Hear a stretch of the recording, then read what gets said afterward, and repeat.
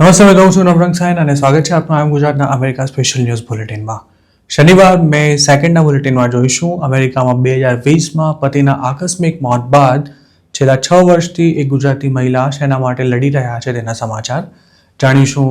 20 વર્ષથી અમેરિકામાં રહેતો દીકરો ઇન્ડિયામાં માતાનું મોત થતાં કેમ ખાસી દોડધામ બાદ પણ તેમના અંતિમ દર્શન કરવા માટે ન આવી શક્યો તેની શોકિંગ વિગતો, તેમજ ટેક્સાસના હ્યુસ્ટન શહેરમાં ઇન્ડિયન્સના મકાનોને ટાર્ગેટ કરી માત્ર ગોલ્ડની ચોરી કરતી એક ગેંગે મચાવેલા તરખાટની માહિતી અને પોલીસની નિષ્ક્રિયતા પર લોકો કેમ સવાલ ઉઠાવી રહ્યા છે તેની વાત આજના આ બુલેટિનમાં. અમેરિકામાં પતિનું અણધાર્યા સંજોગોમાં મોત થયા બાદ એક ગુજરાતી મહિલા છેલ્લા 5 વર્ષથી સિસ્ટમ બદલવા માટે લડી રહ્યા છે. નોર્થ કેરોલાઇનામાં રહેતા શીતલ પટેલ નામના મહિલાના પતિ હેનરી પટેલનું જુલાઈ 2020માં મોત થઈ ગયું હતું. Henry Patel routine dental procedure માટે ડેન્ટિસ્ટ પાસે ગયા હતા. આમ તો આ પ્રોસેસ 20 મિનિટમાં જ પૂરી થઈ જવાની હતી, પણ તેમાં ધાર્યા કરતાં ઘણો વધારે સમય વીતી જતા શીતલ પટેલ ચિંતામાં મુકાયા હતા. છેલ્લે એવું બન્યું હતું કે તેમના પતિનું બેભાન અવસ્થામાં જ મોત થઈ ગયું હતું. શીતલ પટેલનો દાવો છે કે તેમના પતિ હેનરીએ જનરલ એનેસ્થેશિયા કે પછી ડીપ સેડેશન માટે સાઇન ન કર્યું હોવા છતાં પણ તેમને તેનો ડોઝ આપી દેવાયો હતો, જેથી તેઓ ક્યારેય ભાનમાં આવી જ નહોતા શક્યા. શીતલ પટેલનું કહેવું છે કે ઓવર સેડેશનને કારણે હેનરીનું મોત થઈ ગયું હતું. જેવું પોતાની સાથે થયું તેવું કોઈ બીજાની સાથે ન થાય તે માટે હવે શીતલ પટેલ પતિની યાદગીરીમાં તેમના જ નામે એક નવો નિયમ બનાવવા માટે લડી રહ્યા છે. તેના માટે 2023માં હેનરેઝ લો બિલ પણ ફાઇલ કરવામાં આવ્યું હતું, જેમાં એવી માંગ કરવામાં આવી હતી કે ડેન્ટિસ્ટને ત્યાં કોઈ પેશન્ટને જનરલ એનેસ્થેશિયા કે પછી બીજા કોઈ પ્રકારનું સેડેશન અપાય ત્યારે ત્યાં એનેસ્થેશિયોલોજિસ્ટ અથવા સર્ટિફાઈડ રજિસ્ટર્ડ નર્સ એનેસ્થેસ્ટિસ્ટ હાજર હોવા જોઈએ. જોકે આ અંગે નિયમ બનાવવાની માંગ સાથે જે બિલ રજૂ કરવામાં આવ્યું હતું તે ક્યારે પણ આગળ નહોતું વધી શક્યું, જેથી શીતલ પટેલના પ્રયાસો હજુ સુધી સફળ નથી થઈ શક્યા. તેમનું કહેવું છે કે સ્ટેટનું ડેન્ટલ બોર્ડ એટલું બધું પહોંચેલું છે કે આ બિલને આગળ વધારવામાં એક પછી એક નવી મુશ્કેલીઓ આવી રહી છે. જોકે હવે શીતલ પટેલ એવા પ્રયાસો કરી રહ્યા છે કે જો ડેન્ટલ બોર્ડ નિયમમાં ફેરફાર કરવા તૈયાર ન હોય તો લેજિસ્લેટિવ બોડી દ્વારા આ અંગે કાયદો બનાવવામાં આવે. તેઓ હવે જનરલ એસેમ્બલી દ્વારા નવું બિલ પુશ કરવા માટે મથી રહ્યા છે, જેનાથી સ્ટેટ ડેન્ટલ બોર્ડ જ બદલાઈ જશે અને તેમાં નવા મેમ્બર્સની નિયુક્તિ કરવી પડશે. શીતલ પટેલનું કહેવું છે કે બોર્ડમાં એવા ડેન્ટિસ્ટને જ સ્થાન અપાય છે કે જે એક્ટિવ પ્રેક્ટિસિંગ ડેન્ટિસ્ટ હોય. તેઓ સેલ્ફ ઇલેક્ટેડ અને સેલ્ફ રેગ્યુલેટિંગ હોય તે રીતે કામ કરે છે, પણ ડેન્ટલ પ્રોસેસ દરમિયાન થતી ગફલતોને ટાળી શકાય તે માટે નીતિ નિયમો બનાવવા બોર્ડમાં ડેન્ટિસ્ટ સિવાયના અન્ય લોકોને પણ સામેલ કરવા જરૂરી છે. અમેરિકામાં આવા જેટલા પણ બોર્ડ્સ છે તેમાં સામેલ મેમ્બર્સ અલગ અલગ બેકગ્રાઉન્ડના હોય છે, પણ નોર્થ કેરોલાઇનાના ડેન્ટલ બોર્ડમાં નોન ડેન્ટિસ્ટને એન્ટ્રી જ નથી. શીતલ પટેલ જે નિયમ લાવવા માંગે છે તેમાં ડેન્ટલ બોર્ડના મેમ્બર્સની સંખ્યા 6થી વધારીને 10 કરવાની જોગવાઈ છે અને બોર્ડ મેમ્બર્સની પસંદગી પણ હાલ બોર્ડમાં હોય તેવા ડેન્ટિસ્ટ દ્વારા નહીં, પણ ગવર્નર, જનરલ એસેમ્બલી અને કમિશનર ઓફ લેબર દ્વારા જ કરવામાં આવશે. તેમાં એ પણ સુનિશ્ચિત કરાશે કે બોર્ડમાં એવા 2 કન્ઝ્યુમર એડવોકેટ્સ પણ હોય કે જે ઇન્ડસ્ટ્રી સાથે કોઈ રીતે જોડાયેલા ન હોય કે પછી ડેન્ટિસ્ટને પરણેલા ન હોય. શીતલ પટેલનું માનવું છે કે જો આમ થયું તો ડેન્ટલ બોર્ડ વધુ જવાબદાર બનશે. લોકલ મીડિયા સાથે વાત કરતા તેમણે જણાવ્યું હતું કે પોતાના પતિનું મોત એળે ન જાય તે માટે તેઓ આ વ્યવસ્થા ઊભી કરવા માંગે છે.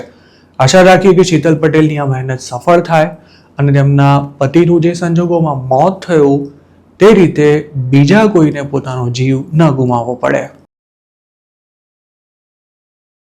અમેરિકામાં લીગલ સ્ટેટસ પર રહેતા અને સારી જોબ કરતા લોકોની હાલત પણ હવે ઇલીગલ ઇમિગ્રન્ટ્સ જેવી થઈ રહી છે, કારણ કે તેમના માટે હવે પોતાની મરજી અનુસાર અમેરિકાથી ઇન્ડિયા આવવા જવાનું જરા પણ આસાન નથી રહ્યું. આવા જ એક કેસમાં ઇન્ડિયામાં માતાનું કેન્સરમાં મોત થઈ ગયા બાદ પણ અમેરિકાથી તેમના અંતિમ સંસ્કારમાં સામેલ થવા માટે ન આવી શકેલા એક યુવકે સોશિયલ મીડિયા પર પોતાની વ્યથા ઠાલવી છે. ગૌતમ ડે નામના આ યુવકની માતાને 4થા સ્ટેજનું લંગ કેન્સર હતું.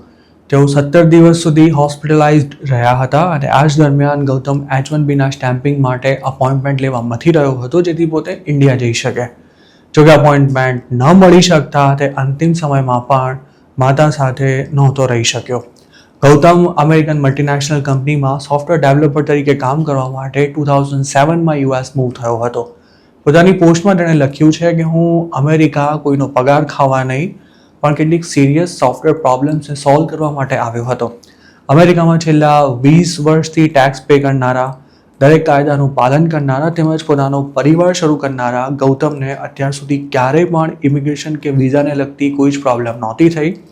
જોકે તેના માટે ઇન્ડિયા જવું જ્યારે સૌથી વધારે જરૂરી હતું ત્યારે જ ઇમિગ્રેશનની આંટીઘૂંટીમાં તે એવો અટવાઈ ગયો હતો કે પોતાની સ્વર્ગસ્થ માતાના અંતિમ દર્શન કરવા પણ તે ઇન્ડિયા નહોતો જઈ શક્યો. પોતાની વ્યથા ઠાલવતા તેણે લખ્યું છે કે મારી માં ઇન્ડિયામાં મરી રહી હતી ત્યારે અમેરિકામાં પોતે આટલા વર્ષોની મહેનતમાં જે કંઈ ઊભું કર્યું હતું તેમાંનું કશું જ કામે નહોતું લાગ્યું. બીજા સેંકડો હજારો ઇન્ડિયન્સની જેમ ગૌતમ હાલ પણ સ્ટેમ્પિંગ માટે પ્રાયોરિટી ડેટની રાહ જોઈ રહ્યો છે. તેની ફરિયાદ છે કે ઇન્ટરવ્યૂ સ્લોટ્સની શોર્ટેજ તેમજ ડ્રોપ બોક્સ પ્રોસેસમાં કરવામાં આવેલા ફેરફારને કારણે વિઝા સ્ટેમ્પિંગ ડિલે થઈ રહ્યું છે. હાલ એવી સ્થિતિ છે કે ગૌતમ અપોઇન્ટમેન્ટ લીધા વિના જ ઇન્ડિયા પહોંચી જાય તો તેને US પાછા આવવા ઘણા મહિના સુધી રાહ જોવી પડે તેમ છે, જેના કારણે તેને પોતાની જોબ, લીગલ સ્ટેટસ તેમજ ફેમિલીનું સ્ટેટસ પણ ગુમાવવાની નોબત આવી શકે છે. આ જ કારણે માતાના અંતિમ સમયમાં તે તેમની જોડે નહોતો રહી શક્યો. છેલ્લે તો ગૌતમ એવી સ્થિતિમાં હતો કે તેની પાસે છેલ્લા શ્વાસ ગણી રહેલી માતા પાસે જવું કે પછી પોતાના બાળકોના ભવિષ્યને પ્રોટેક્ટ કરવું તે બે જ ઓપ્શન્સ રહી ગયા હતા. તેનું કહેવું છે કે કોઈ પણ વ્યક્તિ ક્યારે આવી સ્થિતિમાં ન મુકાવી જોઈએ. ગૌતમે માતાની હોસ્પિટલના ડોક્યુમેન્ટ્સ પણ કોન્સ્યુલેટમાં મોકલ્યા હતા અને અપોઇન્ટમેન્ટ માટે સતત 26 દિવસ સુધી પ્રયાસ કર્યા હતા, પરંતુ તેનું કોઈ જ પરિણામ નહોતું આવ્યું. ગૌતમ ઇન્ડિયા પહોંચે તે પહેલાં જ તેની માતા દીકરાની રાહ જોતા જોતા જ મોતને ભેટી હતી. ગૌતમે પોતાની પોસ્ટમાં એવી પણ ચોખવટ કરી છે કે આ પોસ્ટ લખવાનો હેતુ કોઈ દેશ કે તેની પોલિસીને ટાર્ગેટ કરવાનો નહીં પણ વાસ્તવિકતાને લોકો સમક્ષ ઉજાગર કરવાનો છે. જે યંગ પ્રોફેશનલ્સ H1B પર અમેરિકા આવવા માંગે છે તેમને મેસેજ આપતા ગૌતમે લખ્યું હતું કે આખરી નિર્ણય લેતા પહેલા પૂરતો વિચાર કરી લેજો. ઇન્ડિયા હવે બદલાઈ રહ્યું છે અને સફળતાનો એકમાત્ર માપદંડ વિદેશમાં સેટલ થવાનો નથી. છેલ્લે તેણે લખ્યું છે કે જેવું પોતાની સાથે થયું તેવું કોઈ બીજાની સાથે ન થવું જોઈએ અને માતાને અંતિમ સમયમાં ન મળી શકવાનો પોતાને આજીવન અફસોસ રહેશે. ગૌતમ છેલ્લા 20 વર્ષથી અમેરિકામાં રહે છે, ટેક્સ પે કરે છે, પરંતુ હજુ સુધી તેને પરમેનન્ટ સ્ટેટસ નથી મળી શક્યું. શક્ય છે કે તેનો નંબર લાગશે ત્યાં સુધીમાં તો તે રિટાયર પણ થઈ ચૂક્યો હશે. ગૌતમ જેવા ઘણા ઇન્ડિયન્સ સ્ટેમ્પિંગ માટે અપોઇન્ટમેન્ટ લઈ 2026માં ઇન્ડિયા આવ્યા હતા, પણ તેમની અપોઇન્ટમેન્ટ્સ રાતોરાત રદ કરી દેવાતા આ તમામ લોકો ખરાબ રીતે ફસાઈ ગયા હતા અને આ સ્થિતિ હજુ પણ ઠાળે નથી પડી રહી. ઇન્ડિયન્સની ખાસી વસ્તી ધરાવતા ટેક્સાસમાં ઇન્ડિયન્સને ટાર્ગેટ કરી તેમને ત્યાંથી ગોલ્ડ ચોરી કરતી એક ગેંગ એક્ટિવ થઈ હોવાનું જાણવા મળ્યું છે. હાલ હ્યુસ્ટનમાં આવેલી યુનિવર્સિટીમાં ભણતી અને મૂળ અમદાવાદની એક યુવતીએ આ અંગે આમ ગુજરાત સાથે વાત કરતા જણાવ્યું હતું કે તેના ખુદના અપાર્ટમેન્ટમાં જ એપ્રિલ 22ના રોજ થયેલી ચોરીમાં $12,000 ગોલ્ડ ચોરી લેવામાં આવ્યું હતું. આ યુવતીના તાજેતરમાં જ યુએસમાં મેરેજ થયા હતા અને તેને જે ગોલ્ડ ગિફ્ટ સ્વરૂપે મળ્યું હતું તે તેની પાસે જ એક બેગમાં હતું. જોકે એપ્રિલ 22ના રોજ તે રાતના સમયે ઘરે આવી ત્યારે તેના કબાટનો દરવાજો ખુલ્લો હતો અને બેગની અંદર મૂકેલું ગોલ્ડ ગાયબ હતું. આ યુવતીએ તુરંત જ 911 પર ફોન કરતા પોલીસ તેના અપાર્ટમેન્ટ પર પહોંચી હતી, પરંતુ કોઈ ખાસ કાર્યવાહી કર્યા વિના જ ગણતરીની મિનિટોમાં પાછી જતી રહી હતી. જે એરિયામાં યુવતી રહે છે ત્યાં ઇન્ડિયન્સના ખાસા મકાન આવેલા છે. તેના ઘરમાં ચોરી થઈ તે વખતે જ તેને એવું જાણવા મળ્યું હતું કે ગણતરીના દિવસોમાં જ આસપાસના કુલ 7 ઘરોમાં ચોરી થઈ છે, જેમાં 6 મકાન ઇન્ડિયન્સના જ હતા જ્યારે એક ચાઇનીઝનું હતું. નવાઈની વાત એ છે કે આ ચોર ગોલ્ડ સિવાય બીજી કોઈ પણ વસ્તુને હાથ નથી લગાવતા. જેમના ઘરોને ટાર્ગેટ કરવામાં આવ્યા છે તેમને ત્યાં ફોન અને લેપટોપ સહિતની વસ્તુઓ હતી, પરંતુ ચોરી માત્ર ગોલ્ડની જ કરવામાં આવી છે. જે અમદાવાદી યુવતીના ઘરમાં ચોરી થઈ છે તે હ્યુસ્ટન એરિયાની ફેનિટ સ્ટ્રીટમાં રહે છે.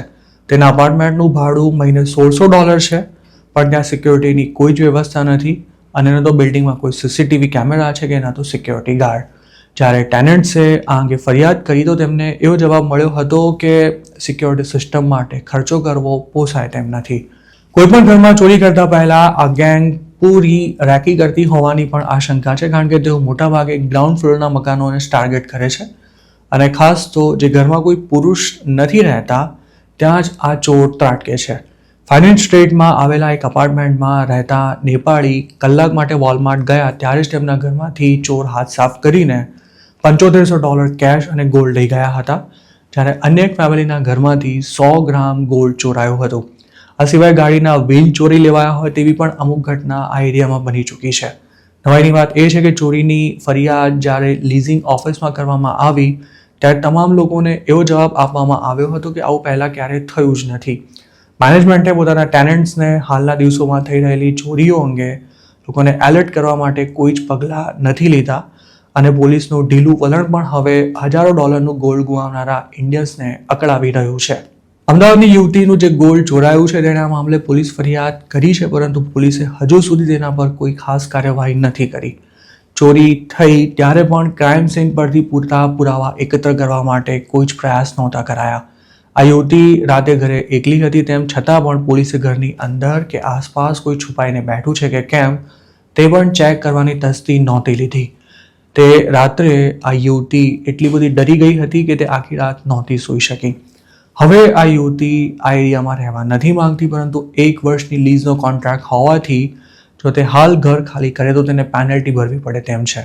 મહત્વની વાત એ છે કે પોલીસે પણ પોતાના ઓફિશિયલ સોશિયલ મીડિયા હેન્ડલ પર આ પ્રકારની ઘટનાઓ અંગે લોકોને વોર્નિંગ નથી આપી.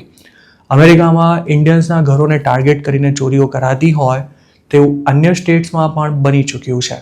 હાલમાં જ મેસેચ્યુસેટ્સમાં આ પ્રકારે અનેક ચોરીઓ કરનારી એક ગેંગ પકડાઈ હતી જે માત્ર ઇન્ડિયન્સના ઘરમાંથી જ ગોલ્ડ અને કેશ ચોરતી હતી. તો મિત્રો, આ હતા અમેરિકાના આજના મુખ્ય સમાચાર. આપને જો મારી રજૂઆત પસંદ આવ્યો હોય તો આ વિડીયોને લાઇક અને શેર કરવાનું તેમજ આઈ એમ ગુજરાતની યુટ્યુબ ચેનલને સબસ્ક્રાઇબ કરવાનું ભૂલશો નહીં, કારણ કે આ ચેનલ પર આપને મળશે અમેરિકામાં રહેતા ગુજરાતીઓ માટેના તમામ મહત્વના સમાચાર અને તે પણ આપની પોતાની ભાષામાં. આપ જો મારી સાથે કોઈ ટિપ શેર કરવા માંગતા હો તો હાલ સ્ક્રીન પર દેખાઈ રહેલા વોટ્સએપ નંબર પર પણ અમારો સંપર્ક કરી શકો છો.